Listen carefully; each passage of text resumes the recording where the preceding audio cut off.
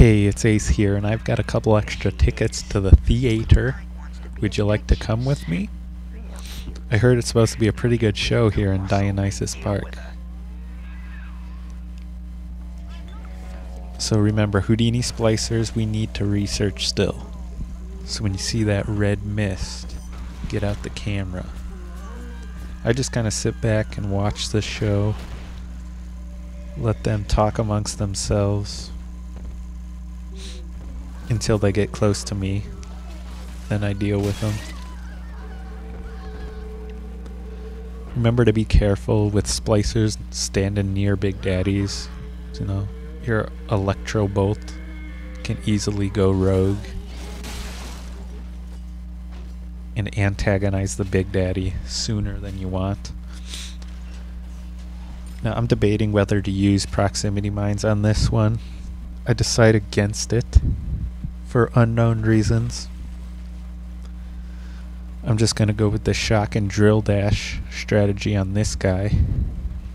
You know, in the next level, Fontaine Futuristics, we really kick up our Big Daddy strategy. It just becomes so fast and so awesome to do. You know, the first time I discovered it, I did it like 5 or 6 times in a row, just because it was that satisfying. But we're not there yet, so I'm just shocking and drill dashing. Now you can use proximity mines.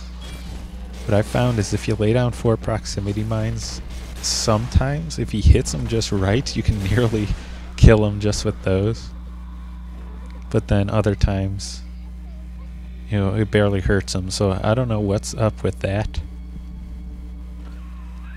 But on that one, I just go with the shock and drill dash and repeat. So Big Daddy down. You know, Big Daddy fights don't get their own videos anymore because they're, you know, just common enemies at this point. And we're gonna go right into a gather. So I lay down a liberal amount of trap bolts. Now I have 2 full clips of 18, so I'm gonna use half here and half on the next gather, which I believe is in this video as well. We're just clearing out the theater completely in this video. It's a Big Daddy fight and 2 gathers, I think. So layer down and then come and hide back in this little room which contains nothing but a Vita Chamber. No use to us since we turn them off. My thoughts on Vita Chambers, I think it's actually easier to not use them. So the fact that there's an achievement associated with not using them, I think that's kind of backwards. In my opinion, you know, the save and reload features playing in that style is definitely easier than relying on Vita Chambers. Or Vita Chamber, as some may say.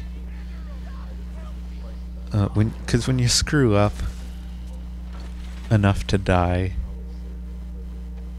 you know, if you respawn at the Vita Chamber, you know, everything you did gets saved, but no, you lose all the ammo you had, and it was probably an inefficient run. That's why you died. You know, so just reloading and doing it properly is gonna, you know, put you in a better spot overall. So I think it's a little easier to just save and reload rather than try to, you know, recover from your fuck-ups with the Vita Chambers. Now, I had a friend who, you know, kind of gave up on Bioshock because he didn't play it quite right. You know, let's just nicely say that. And so he found himself with no money and, you know, no ammo, unable to really take down some of the big daddies. You know, and on the other hand, I kind of blew right through it because I was saving and just reloading when I screwed up. So I wasn't wasting any ammo with trial and error. No, so in the end, I prefer not to use the Vita Chambers, regardless of the achievement. Now, even when I played the original Bioshock, I had Vita Chambers on, but I never used them. So to get that achievement, I had to go play through again, turning them off. But that's my thoughts on the Vita Chamber. Don't like them, never use them. I save often, and if I screw up, I just reload.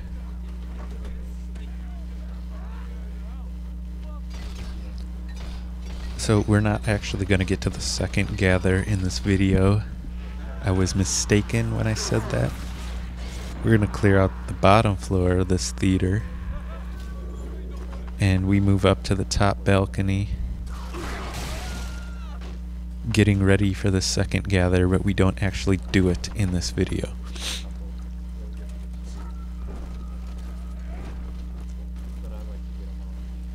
If you miss any Houdini splicers, just research their dead bodies. I'm not sure how much research that gives, but it seems to be a minuscule amount. But every little bit helps, right? Nothing fancy with the strategy. These are just standard splicers. Film the Houdinis before you do it, but basically just the shock and clock, or shock and dash, depending on your location and splicer type. Shocking the water typically isn't going to kill these things, but it's still fun to do. So this is the spot of our next gather, and we're going to continue that in the next video.